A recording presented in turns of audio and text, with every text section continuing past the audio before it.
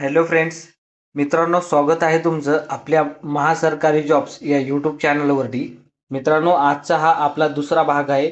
या भागमध्ये आपण एका जिल्ह्याचं जो आहे तर कोतवाल भरतीचा जुना पेपर पाहणार आहोत, जो की 2023 यावर्षी घेण्यात आलेला आहे. याआधी आपण लातूर जिल्ह्याचं जे आहे तर 2023चा पेपर पाहिलेला आहे. तर आज आपण उस्मानाबाद या जिल्ह्याचा पेपर पाहणार आहोत. तर मित्रांनो, यामध्ये जे विद्यार्थी समजा ह्या जिल्ह्याचे असतात, उस्मानाबाद म्हणजे सध्याचं नाव धाराशिव या जिल्ह्याचे असतात, तर त्यांच्यासाठी हे अवश्य तर आहेच. यानंतर जे काही दुसरे महाराष्ट्रातील जे इतर विद्यार्थी असतात त्यांनी सुद्धा यामध्ये हे संपूर्ण क्वेश्चन पाहून घ्यायचे मित्रांनो.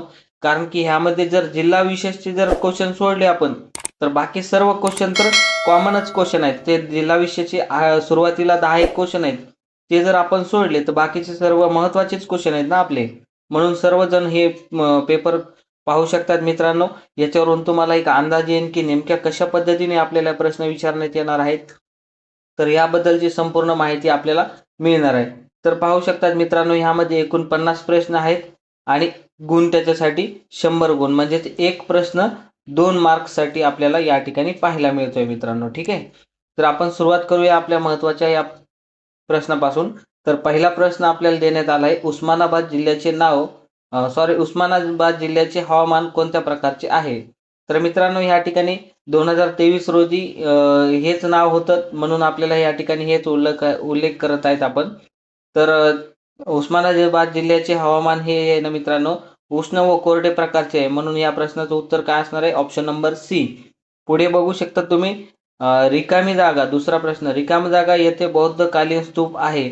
तर मित्रांनो, ऑप्शन नंबर ए या प्रश्नाचं उत्तर असणार तेर. तेर येथे जे आहे तर बौद्धकालीन स्तूप आहे. तर हे मित्रांनो, सुरुवातीचा जो भाग आहे ना ह्या पेपरचा, तो जिल्हा विशेष यावरील प्रश्न यामध्ये विचारण्यात आलेले आहेत.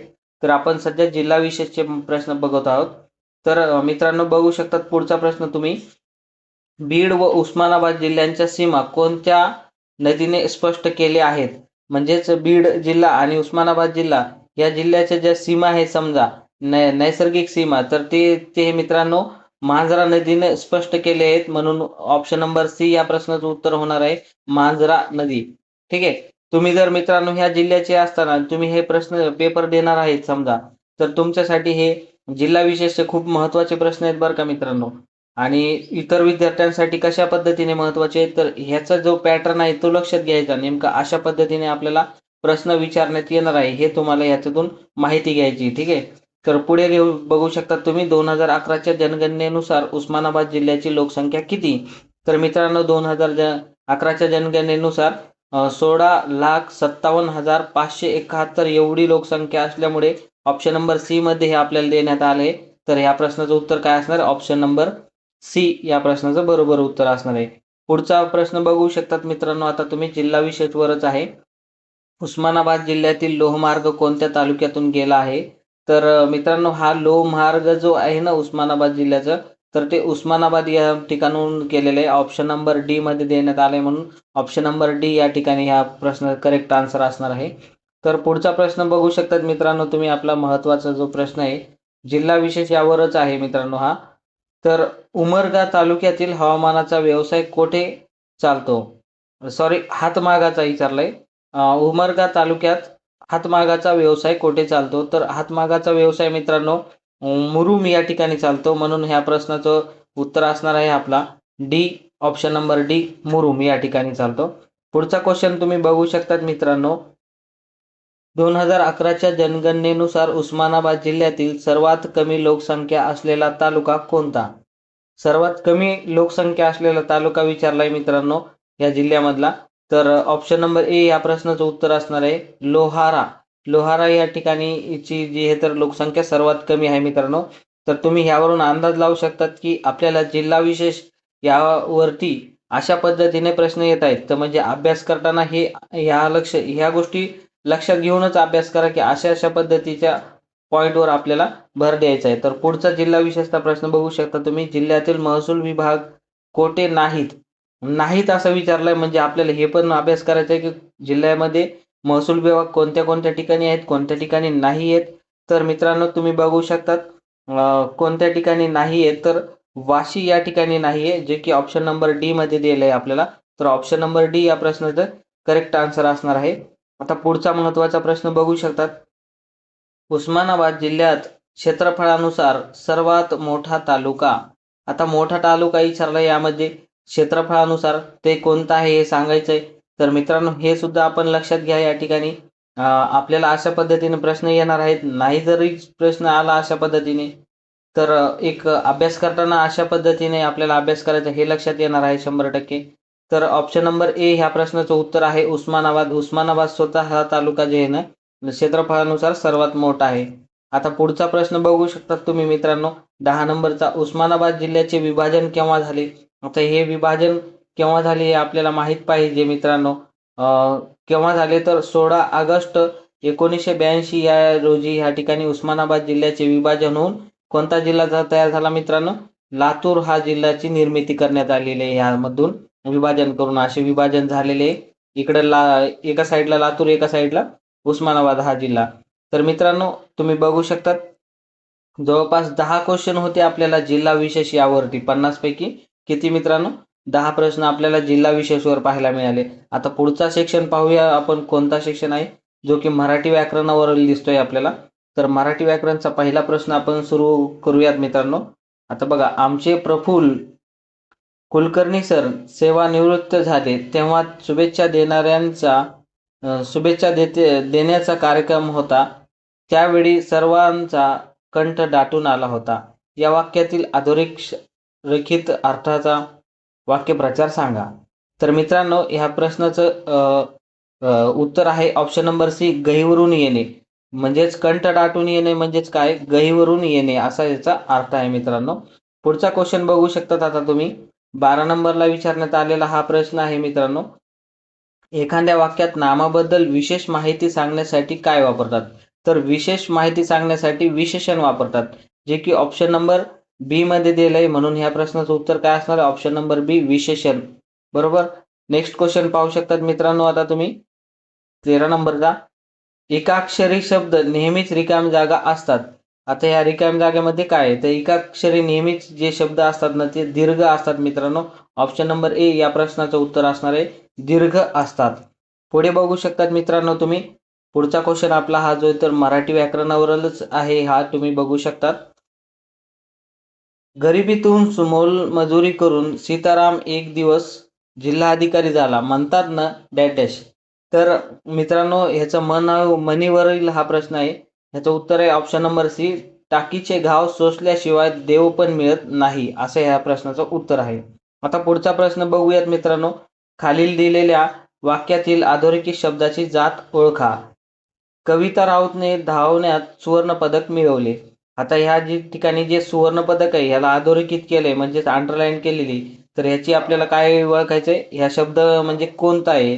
तर मित्रांनो, हे सुवर्ण पदक एक नाव असल्यामुळे ऑप्शन नंबर ए यामध्ये देण्यात आलंय. या प्रश्नाचं उत्तर काय असणार आहे? नाव. ठीक आहे. पुढचा क्वेश्चन बघू शकतात आता आपण. काका तुम्ही बसा आमच्याजवळ या वाक्यातील क्रियापद म्हणजेच क्रिया काय झाली या ठिकाणी? तर बसण्याची क्रिया असल्यामुळे या ठिकाणी ह्या प्रश्नाचं उत्तर काय? बसा. ऑप्शन नंबर सी मध्ये दिलेलं आहे आपल्याला बसा, आपल्या बसा. तर ह्या प्रश्नाचं उत्तर ऑप्शन नंबर सी असणार आहे. पुढचा प्रश्न बघू शकतात मित्रांनो तुम्ही. मराठी व्याकरणावरच दिसतोय. जळवा पाहिल्या. मी जळवा पाहिल्या या वाक्यातील अधोरेखित शब्दाचे वचन कोणते? एकवचन कोणते असं विचारलंय. जळवा हे अनेकवचनी शब्द आहे, तर त्याचं एकवचनी आपल्याला यामध्ये विचारण्यात आलेलं आहे मित्रांनो. तर ह्याचं जळू असा एकवचन होतं. ऑप्शन नंबर सी, जळू ह्या प्रश्नाचं उत्तर असणार आहे. आता पुढचा 18 नंबरचा प्रश्न मराठी व्याकरणावरच दिसतोय मित्रांनो. दिलेल्या क्रियापदाचा काळ ओळखायचा आहे. तो म्हणजे काळ म्हणजेच कोणता टेन्स आहे पाहायचा. तो हसला. आता हसला हे जे आहे तर भूतकाळाचं झालेली हे आहे ना मित्रांनो, ही घटना. भूतकाळ ह्याचं जे आहे तर आन्सर होणार आहे. म्हणजे नंतर झाली ना, हसला आधी झालेली आहे ना ही. तर ऑप्शन नंबर बी ह्या प्रश्नाचं उत्तर होणार भूतकाळ. आता पुढचा प्रश्न बघू शकतात मित्रांनो तुम्ही. मी शारीरिक शिक्षणाच्या तासाला उपस्थित होतो. या वाक्यातील अशुद्ध शब्द ओळखा. म्हणजे जे व्यवस्थित लिहिण्यात आलेलं नाहीये, अशुद्ध म्हणजे स्पेलिंग मिस्टेक आहे ज्याच्यामध्ये, तर तो प्रश्न आपल्याला ओळखायचा. तर या ठिकाणी बघू शकता तुम्ही, हे शारीरिक जे आहे ना, हे शुद्ध पद्धतीने नाही आहे, अशुद्ध लिहिलेलं आहे. म्हणून हे प्रश्न जे आहे तर चुकीचं या ठिकाणी लिहिण्यात आलेलं आहे. ऑप्शन नंबर ए मध्ये शारीरिक दिलेलं आहे. या प्रश्नाचं उत्तर काय होणार आहे? Option number A. पुढचा क्वेश्चन बघू शकतात मित्रांनो, 20 नंबरचा. सौरभ ज्या ठिकाणी गेला होता तेथील परिस्थिती लक्षात घेऊन वर्तन करत होता. या वाक्यातील अर्थाची मन पर्यायातून निवडा. म्हणजे ज्या ठिकाणी सौरभ गेला होता तिथली परिस्थिती वर्तन करत होता. म्हणजेच काय त्याचं ह्याचा मनीचा अर्थ काय आहे? देश तसा वेश. ऑप्शन नंबर डी मध्ये दिलेलं आहे आपल्याला. ह्या प्रश्नाचं उत्तर काय होणार आहे? ऑप्शन नंबर डी, देश तसा वेश. आता 20 प्रश्नापर्यंत पाहिलं आपण मित्रांनो. यामध्ये आपल्याला 11 ते 20 काय भेटलंय? मराठी ग्रामर पाहायला भेटले, मराठी ग्रामर. ठीक आहे. आपल्याला लक्षात आलं की 10 क्वेश्चन आता मराठी ग्रामरवरचे घेतले. या आधी आपण 10 क्वेश्चन जिल्हा विशेषवरचे पाहिले होते. आता 21 पासून बघू कोणता सेक्शन सुरू होतो. तर 21 पासून आपल्याला मित्रांनो दिलेल्या शब्दाचा विरुद्धार्थी शब्द कोणता? अजूनही मराठीच आहे मित्रांनो, म्हणजे जास्ती क्वेश्चन आहेत काय की. बघूयात किती क्वेश्चन येतात. राजमार्ग. आता हा राजमार्गाचं जे आहे तर विरुद्ध शब्द आपल्याला काय करायचं आहे? निवडायचा आहे. तर ह्याचं विरुद्ध होते आडमार्ग. ऑप्शन नंबर बी मध्ये दिलंय. आपल्या ह्या प्रश्नाचं उत्तर काय होणार? ऑप्शन नंबर बी, आडमार्ग. ठीक आहे. अजूनही मराठीत चालू आहे, म्हणजे किती प्रश्न असतात काय माहित मराठीवर, बघूत आपण. चला ऑप्शन आता 22वा प्रश्न बघूत. मूर्खपणाचा सल्ला देणारा या अर्थाचा अलंकारिक शब्द खालीलपैकी कोणता? मूर्खपणाचा सल्ला देणारा या शब्दाचा अलंकारिक शब्द मित्रांनो ऑप्शन नंबर ए मध्ये जे दिलंय ते बरोबर आहे. त्याचा उंटावरचा शहाणा. उंटावरचा शहाणा या प्रश्नाचं उत्तर होणार आहे. अलंकार या चॅप्टरवरील किंवा टॉपिकवरील हा प्रश्न आहे आपला मराठी व्याकरणाचा. पुढचा क्वेश्चन बघू शकतात. खालीलपैकी अयोग्य म्हणजेच चुकीची जोडी कोणती आहे आपल्याला ह्यामध्ये ओळखायची. तर मित्रांनो ह्यामध्ये चुकीची जोडी जी आहे ना, नाटक लिहिणारा नट असं नाही होत, ही चुकीची जोडी आहे. नाटक लिहिणारा जो असतो ना मित्रांनो, तर तो नाटककार असतो किंवा नाटक नट नसतो या ठिकाणी, असं ह्याचं हे. तर हे या ठिकाणी चुकीची जोडी आहे. पुढचा क्वेश्चन बघू शकता तुम्ही आता. गीता म्हणाली मी अभ्यास करणार आहे. काय म्हणली? गीता म्हणाली मी अभ्यास करणार आहे. हे वाक्य व्याकरणदृष्ट्या योग्य होण्यासाठी योग्य पर्याय निवडा. तर मित्रांनो हे त्याचं योग्य पर्याय होणार आहे ऑप्शन नंबर बी. गीता म्हणाली कॉमा पुन्हा मी अभ्यास करणार आहे, हे या ठिकाणी अगदी योग्य पद्धतीने लिहिलेलं आहे मित्रांनो. ऑप्शन नंबर बी या प्रश्नाचं उत्तर असणार आहे. पुढचा क्वेश्चन बघू शकतात. पुढीलपैकी कोणता शब्द जोड शब्द नाही? तर धरपकड हे जोड शब्द नाही, म्हणून ऑप्शन नंबर ए ह्या प्रश्नाचं उत्तर होणार आहे. आता आपण बघू शकतात मित्रांनो 26 नंबर. आता इथून पुढे दुसरा सेशन सुरू होतोय मला वाटतं. तर मराठी व्याकरणवर किती प्रश्न आपल्याला पाहायला मिळाले मित्रांनो? 15 प्रश्न आपल्याला मराठी व्याकरणावर पाहिले. 10 प्रश्न जिल्हा विशेषवर. अभ्यास करताना हे ह्या गोष्टीवर भर देऊन किंवा ह्याचं लक्षात घेऊन अभ्यास करा. 10 क्वेश्चन जिल्हा विशेष, 15 क्वेश्चन मराठी व्याकरण. आता हा 25 क्वेश्चन या ठिकाणी झालेत. आता राहिलेत 25, ते पाहून घेऊत आपण लवकरच. तर मित्रांनो आपला क्वेश्चन आहे 26 नंबरचा. सन 2022-23 चा महाराष्ट्र भूषण पुरस्कार कोणाला देण्यात आला? आता हा महाराष्ट्र भूषण त्यावेळेसचा 22-23 चा आपल्याला विचारण्यात आलेला आहे. तर हा त्यावेळेस आप्पासाहेब धर्माधिकारी यांना देण्यात आला होता, म्हणून हे त्यावेळेसचा करंटचा प्रश्न आहे मित्रांनो. पुढचा क्वेश्चन बघू शकतात आता तुम्ही. 2023 सालची महाराष्ट्र केसरी स्पर्धा कोणी जिंकली? मित्रांनो हा सुद्धा क्वेश्चन करंट रिलेटेड आहे, त्यावेळेसचा करंट रिलेटेड आहे हे. तर महाराष्ट्र केसरी स्पर्धा त्यावेळेस शिवराज राक्षे यांनी या ठिकाणी जिंकली होती. ऑप्शन नंबर ए या प्रश्नाचं उत्तर असणार आहे. तर पुढे बघू शकतात मित्रांनो आता तुम्ही. जीएस वरील जनरल स्टडी वरील प्रश्न आहे आता पुढचा. ग्रामपंचायतींची सदस्य संख्या किती असते? तर ग्रामपंचायतीची सदस्य संख्या मित्रांनो 7 ते 17 असते, म्हणून ऑप्शन नंबर सी मध्ये दिलाय, म्हणून ऑप्शन नंबर सी या प्रश्नाचं उत्तर होणार आहे. 7 ते 17 ग्रामपंचायतीची सदस्य संख्या. आता 29 नंबरचा क्वेश्चन. गावामध्ये कायदा व सुव्यवस्था राखण्याचे कार्य कोण करतो? गावामध्ये कायदा व सुव्यवस्था राखण्याचे काम मित्रांनो पोलीस पाटील करत असतात, तर करत असतात, म्हणून ऑप्शन नंबर सी या प्रश्नाचं उत्तर आहे पोलीस पाटील. आता पुढचा क्वेश्चन तुम्ही बघू शकतात मित्रांनो, महाराष्ट्रातील कोणत्या नदीला दक्षिण भारताची गंगा किंवा वृद्धगंगा अशा नावाने ओळखल्या जातात? तर महाराष्ट्रातील जी आहे तर वृद्धगंगा किंवा दक्षिण भारताची गंगा गोदावरी नदी आहे मित्रांनो, जी की ऑप्शन नंबर ए मध्ये देण्यात आलंय गोदावरी, म्हणून ह्या प्रश्नाचं उत्तर होणार आहे ऑप्शन नंबर ए गोदावरी. आता पुढचा क्वेश्चन आपण पाहूत मित्रांनो, खालीलपैकी कोणती नदी पश्चिम वाहिनी आहे? म्हणजेच आपल्या महाराष्ट्र पठारावरील बऱ्याचशा नद्या पूर्वेकडे वाहत असतात ना. आता ह्यामध्ये आपल्याला पश्चिम वाहिनी नदी विचारली, तर पश्चिम वाहिनी मित्रांनो ही कावेरी पूर्व वाहिनी आहे, गोदावरी सुद्धा पूर्व वाहिनी आहे, मांजरा सुद्धा पूर्व वाहिनी आहे, आणि नर्मदा ही जी आहे ना पश्चिम वाहिनी नदी आहे मित्रांनो. कोणती आहे? पश्चिम वाहिनी. ठीक आहे. आता ऑप्शन ह्याचं उत्तर काय होणार मग? Option number C Narmada. पुढचा क्वेश्चन बघू शकतात मित्रांनो, पृथ्वी स्वतः भोवती फिरते या क्रियेला काय म्हणतात? स्वतः भोवती फिरत असेल पृथ्वी तर त्याला परिवलन म्हणतात. ऑप्शन नंबर ए या प्रश्नाचं उत्तर आहे परिवलन मित्रांनो. आणि चंद्रा पृथ्वी जे आहे तर सूर्याभोवती फिरली तर त्याला परिभ्रमण असे म्हणतात मित्रांनो. ठीक आहे. पुढचा क्वेश्चन तुम्ही बघू शकतात, भारताचे पहिले उपराष्ट्रपती कोण आहेत? तर उपराष्ट्रपती मित्रांनो बी नंबर मध्ये दिलेले ऑप्शन नंबर बी मध्ये डॉक्टर एस राधाकृष्णन हे आहेत उपराष्ट्रपती.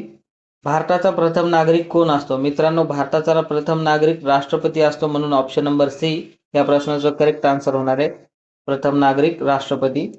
यामध्ये दिले मित्रांनो 60,60,069 ही संख्या आंतरराष्ट्रीय संख्या चिन्हात कशी लिहिता येईल? तर मित्रांनो अशा पद्धतीने लिहू शकतात. ऑप्शन नंबर बी मध्ये दिले जसे की 60,00,000 60,000ला 60,069 ह्या ठिकाणी अशा पद्धतीने बी मध्ये दिले त्या पद्धतीने आपण लिहू शकतो. आता इथून पुढे मित्रांनो गणित बुद्धिमत्ताचा भाग सुरू व्हायला आहे आता, तर बघू त्याचे किती प्रश्न आहेत गणित बुद्धिमत्ताचे. तर तुम्ही बघू शकता मित्रांनो 31 ते 40 मधील समसंख्यांची बेरीज किती? मित्रांनो मी या ठिकाणी तुम्हाला हे गणित बुद्धिमत्ता सॉल्व्ह करून दाखवण्याऐवजी तुम्हाला डायरेक्ट आन्सर सांगतो, तुम्ही स्वतः हे सॉल्व्ह करून पहा, कारण की मोबाईलच्या छोट्या स्क्रीनवर तुम्हाला एक्सप्लेन करून हे व्यवस्थित सांगता येणार नाही. तर तुम्हाला डायरेक्ट आन्सर सांगतो. 31 ते 40 मधील समसंख्यांची बेरीज मित्रांनो ऑप्शन नंबर डी मध्ये दिले 180 होते. पुढचा क्वेश्चन, पूरग्रस्त निधी उभारण्यास प्रत्येक विद्यार्थ्यामागे 675 रुपये जमा केल्यास 814 विद्यार्थ्यांकडून एकूण किती रुपये जमा झाले?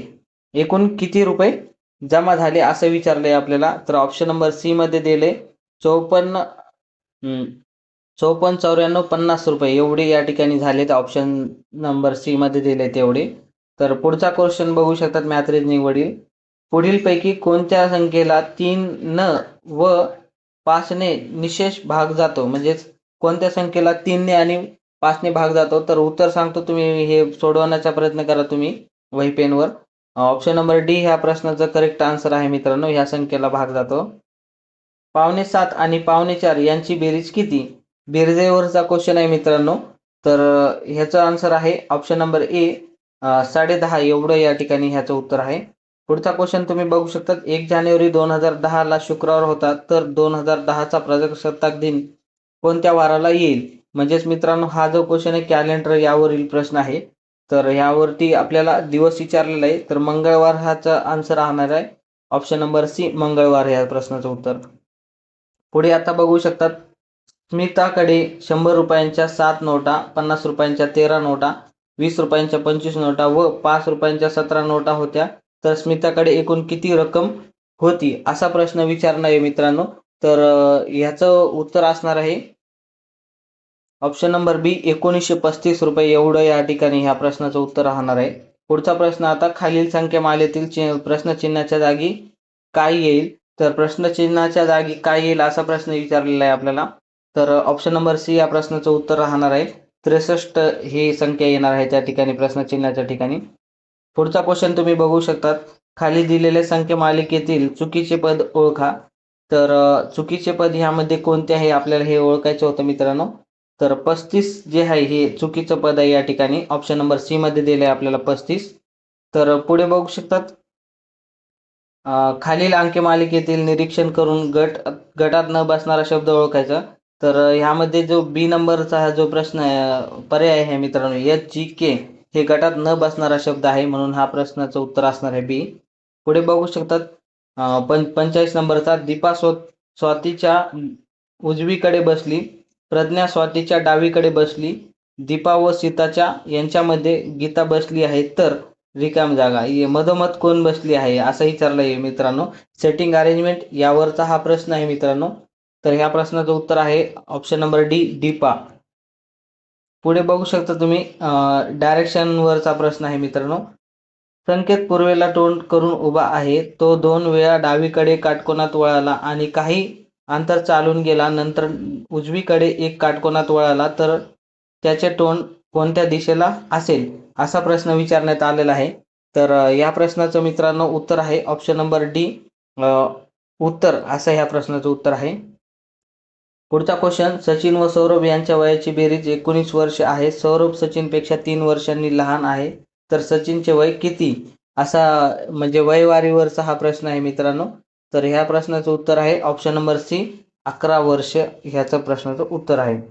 आता पुढे बघू शकतात मित्रांनो तुम्ही, अ ही ब ची मुलगी आहे, क ही अ ची आत्या आहे, ड हा क चा एकुलता एक भाऊ आहे, तर क ही ब ची कोण, म्हणजेच नातेसंबंध या विषयावरील हा प्रश्न आहे मित्रांनो.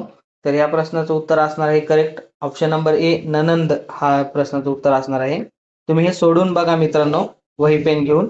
अत्यंत सोपे क्वेश्चन आहेत. मी इथं सोडून न सांगण्याचं कारण एकच आहे की छोट्याशा स्क्रीनवर तुम्हाला व्यवस्थित एक्सप्लेन करून सांगता येणार नाहीये, म्हणून मी डायरेक्ट आन्सर सांगतो. तुम्ही हे सॉल्व्ह करून पहा आणि आन्सर चेक करत राहा स्टॉप करून व्हिडिओला जागोजागी. ठीक आहे. पुढचा क्वेश्चन, दुपारी 12 वाजल्यापासून त्याच दिवशी सायंकाळी 6 वाजेपर्यंत मिनिट काटा व तास काटा यांच्यात किती वेळात काटकोन होईल, म्हणजेच तास काटा मिनिट काटामध्ये कोण किती तयार होताना हे सांगितले. तर ह्या प्रश्नाचं उत्तर असणार आहे ऑप्शन नंबर बी, 11. 11 ह्या प्रश्नाचं उत्तर असणार आहे. पुढे बघू शकतात आता मित्रांनो तुम्ही, आपला शेवटचा प्रश्न मॅथ रिजनिंग वरीलच आहे. तर डॉक्टरला वकील म्हणले, वकीलला शिक्षक म्हणले, शिक्षकाला अभियंता म्हणले व अभियंत्याला डॉक्टर म्हणले, तर रोग्यांना कोण तपासतो. आता इथं एक हे सांगतो तुम्हाला, रोग्यांना कोण, डॉक्टर तपासतो ना. तर डॉक्टरला इथं वकील म्हणलेलं आहे, तर ह्या प्रश्नाचं उत्तर काय होणार, ऑप्शन नंबर डी, वकील होणार आहे. तर आज आपण मित्रांनो हे कोतवाल भरतीचा जे उस्मानाबाद जिल्ह्याचा पेपर पाहिला, ज्यामध्ये 50 प्रश्न होते. तर हे प्रश्न आज आपण पूर्णतः पाहिलेले आहेत या ठिकाणी. तर तुमचा कोणता जिल्हा आहे ते मला कमेंटमध्ये सांगा. त्या जिल्ह्याचे मी लवकरच या ठिकाणी घेऊन येतो हे क्वेश्चन पेपर 2023चा. आणि सोबतच मी संपूर्ण जिल्ह्याचे एक एक करून हे क्वेश्चन पेपर घेऊन येणार आहोत आपल्या या यूट्यूब चॅनलवरती. त्यासाठी तुम्ही आपल्या चॅनलला नक्की सबस्क्राईब करा आणि प्रश्न आवडले असतील, हे पेपर आवडला असेल तर व्हिडिओला लाईक करा. भेटूयात लवकरच पुढच्या एका व्हिडिओमध्ये. तोपर्यंत धन्यवाद.